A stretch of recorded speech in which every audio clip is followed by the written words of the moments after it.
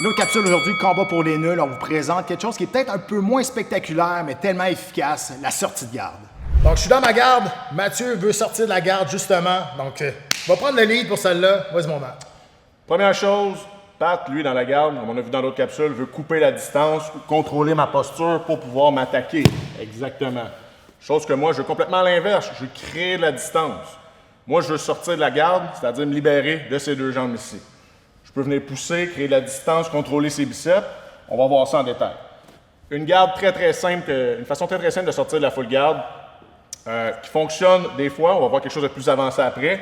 Mais simplement venir briser sa fameuse full garde ici en venant peser, appliquer une grosse pression avec deux mains sur un genou. Okay? Fait que je contrôle ici, Pat essaie de me garder. Je réussis à créer une distance. Regardez, j'ai mes coudes à l'intérieur. Je fais attention pour ne pas me faire soumettre en triangle. Ce que je fais, j'applique une pression au niveau de ses hanches et je viens me créer un angle ici. Okay? Cet angle-là va faire en sorte que quand je vais pousser, ça va être plus facile. Regardez, il est déjà au bout des pieds ici.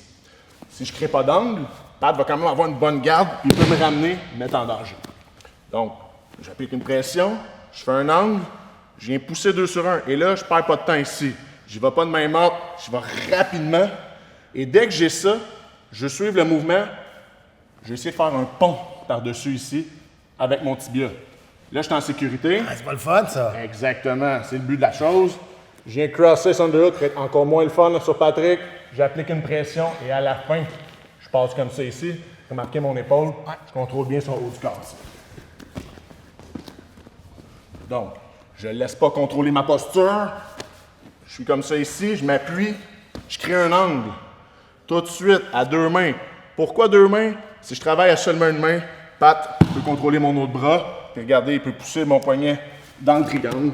Puis je me ramasse vraiment dans une situation difficile. Ici, angle, je pousse. Et en poussant, je peux garder 2 sur 1. Je viens vraiment mettre un pont par-dessus ici. C'est pas plus de fun. Encore moins comme ça. Explique à Matt le shoulder pressure. Ici, je contrôle le dessous. Et comme ça, regardez, j'applique une pression. Puis vraiment, regardez le petit mouvement avec mon épaule pour appliquer une pression. On peut pratiquement soumettre quelqu'un avec ça ici. Pas moi, là. Non. Pat, il y a beaucoup de menton. Je passe par-dessus ici et je m'en viens en montée côté. Le but là-dedans aussi avec le shoulder pressure, c'est de ramener ton adversaire à plat sur le dos. Donc, aussitôt que j'ai un angle, je suis capable de sortir mes hanches, je suis capable de m'en sortir ou tenter de m'en sortir. Mais aussitôt que je suis flat sur le dos, j'ai plus beaucoup d'options. Je peux pas pousser par là-bas. Donc, ce qui fait, quand on met de la pression avec le shoulder pressure, ce qui fait que ça maîtrise ou ça neutralise vraiment mes hanches, mes angles pour me sortir de là. Absolument.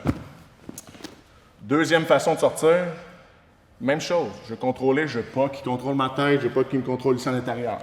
Il contrôle plutôt ma tête, parce que je viens avec mes 2 mains. Moi, j'aime beaucoup travailler comme ça. Je viens saisir sous ses bras. Mais on pourrait contrôler les biceps comme ça aussi. Je viens comme ça. Et là, ce que je fais, j'étends mes bras. Regardez, je viens sur mes orteils. Et là, je mets tout mon poids par en avant. Hop.